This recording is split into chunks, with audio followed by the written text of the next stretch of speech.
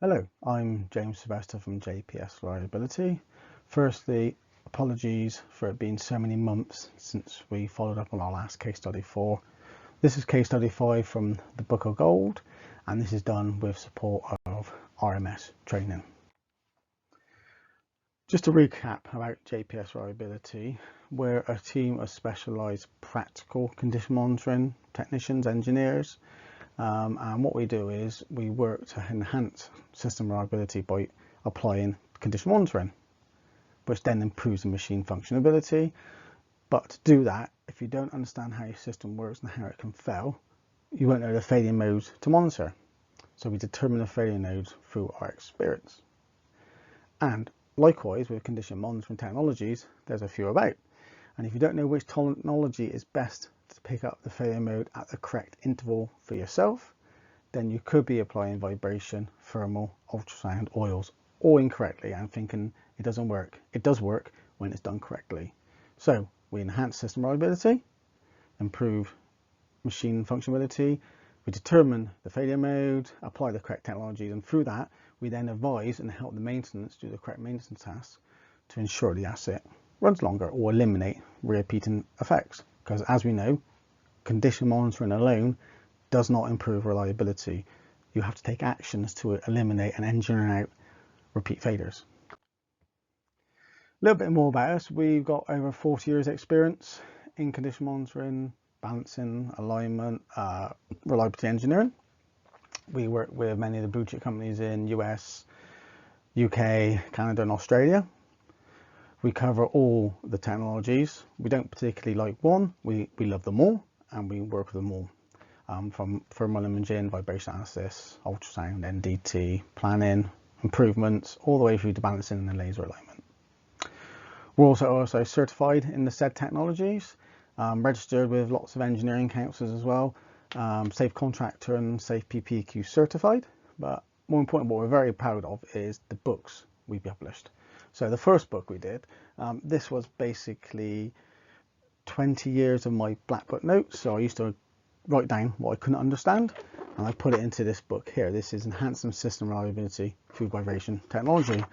It starts with covering condition-based maintenance, condition and monitoring maintenance practices and processes. Then the bulk of it is actually on vibration analysis. It's taken it more to a technician's level so we can understand it and work with it better. And at the end we got balancing an appendix and a big chapter on case studies. Now this book actually was a driver to our Book of Gold because this book was distributed all over the world, had really great feedback, and what people loved about it the best was the case studies. So myself and James Pearce decided, well, there's nothing in the market in the whole world which has got case studies from VA data to images of bearings stripped down to the failure mode. And lucky enough, we like to keep things in its place. I wouldn't say we got OCD, but we want things done right. So we've always archived and kept history. So that made it quite easy for us to print and produce the JPS Reliability Book of Gold. So we've got a dust cover. Inside it's black cloth. So you've got black cloth, gold inlay writing. We printed it on the thickest paper we could. And it's on shiny paper, so it could be wiped clean in case you're using the workshop. So we got stripped down reports, vibration analysis. This can be used for reliability engineers and vibration technicians. What good is filling the gap from the body of knowledge. So you can do your course, your ISO course, get certified level 1, 2 and 3, and you may work at a factory for 10 years. Then you got 10 years of 1 year's experience 10 times because you haven't had the opportunity to work around all different places. But lucky enough, me and James have. So we worked around all these places and we learnt lots, and this book is all our case studies put together to help everyone bridge that gap.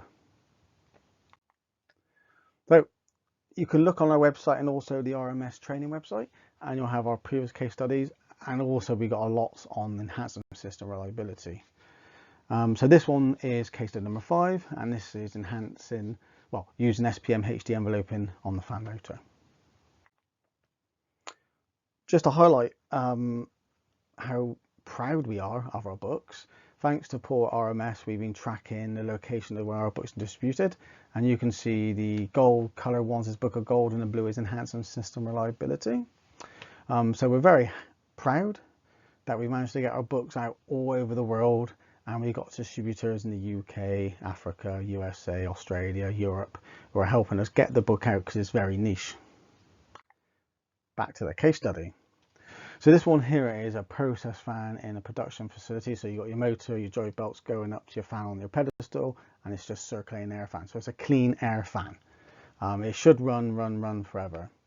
But this case study is really good, how it shows that even using trend as your friend, you can pick out when to change that out at the opportune moment so the fan doesn't break during production. And then the reliability loop of it is, why did it fail? Was it age related? Can we prevent it from failure? And you try and eliminate it. So as part of the routine program, they detected it, and then there was a slight increase in the levels. So rightly, they increased the amount of time and reduced the time, between monitoring intervals. This here is a very simple plot of the acceleration RMS. We produce peak to peak, but on this particular trend, we have the RMS, and you can see it steady, up, bit of grease and came down, up, and at the very end, all the black dots is where the chap was taking the data more, and it's starting to exponentially go up. Looking at the SPM HD enveloping, this is really good, and it's very crisp and clear. So we can see a nice clear signal at 3.09 orders, which is the outer raceway, and lots of harmonics. When you do analysis, as a chap in Australia said to me, you got to get your life in order. You analyze in orders. Me personally, I flip between hertz and orders, because hertz you can pick up your electrical frequencies quite easy, and you know what's rotor bar and your drive frequencies. But in orders, a bearing going 2 RPM is always going to be 3.09 orders defect. If it's going 1000 RPM, it's 3.09 orders. The order doesn't change, whereas CPM, RPM does. So if you get your life in orders, you can easily pick out outer race, inner race, ball spin, without even knowing the bearing defect or the bearing part number in there. So this very short presentation shows you that just monitoring the trend and the orders, we could pick out a clear outer race defect. And these levels would confirm a spall in an inner raceway. So that to reduce the risk of failure, they got a new motor and they placed it on site in the area which wasn't subject to the environment, kept it away from vibration, and waited. They had a shutdown on the line for another job, and they changed the motor out. So we managed to change the motor in the stoppage. So it didn't stop the plant, didn't cause any failures. And what you must do when you do this is go back afterwards and see, has it improved? Well, the top plot is with the bearing defect, and the bottom plot, no bearing defect. So you can say the new motor is commissioned, installed, and it's running good. This is a trend, so we can see the levels have actually come down lower than what they ever historically have been. So we've got the old motor going up, the extra dots where we're sampling even more, and then boom, down when the bearing was changed. So on bearing inspection, what we actually found was a spalled area on the bearing. We did say, how long has the motor been in? No one knew. They all thought his original motor had been in there for years, and it's just ran, because it's a nice clean air fan. And when you're actually looking closer on the bearing inspection, we could see here, you can see the spalled area, the direction of rotation, and the overall then of the damage. And you can actually sort of see some cracks. So when we looked into it, what was the most probable cause of failure, which is very, very rare, is age-related failure, subsurface initiated fatigue. So this motor had been there for so long, maintained good, but it's just reached its cyclic life and it needed changing.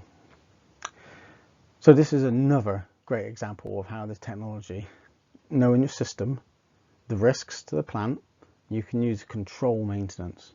And in this particular case, we can't improve reliability as such because it is end of life of the bearing. But if you do get a defect, you need to work out why it happened and can you prevent it from happening. So this is the Book of Gold, just summarising a bit about it. And these are our current suppliers across the globe. Basically, we've got UKR, which is main RMS. Australasia, we have a chap in Australia who's got copies in stock. So if you're in Australia, give us a shout and we'll get it over to you. Latin America, Colombia, Europe, Iraq, and certain parts of Africa, West Africa, South Africa, Frederick covers. That's our ISNBN number, so it's all registered. And also, if you do sit the RMS VCAT 2 courses, public courses, they're that good and they want to improve training so much that you actually get the Book of Gold free with your course material. So when you do leave the course, you know the body knowledge and you've got a really good book with case studies and histories to help you improve as you go along. Short but sweet presentation. We wanted to get another one out there because it's been a fair few months. Anyway, do take care. Bye for now.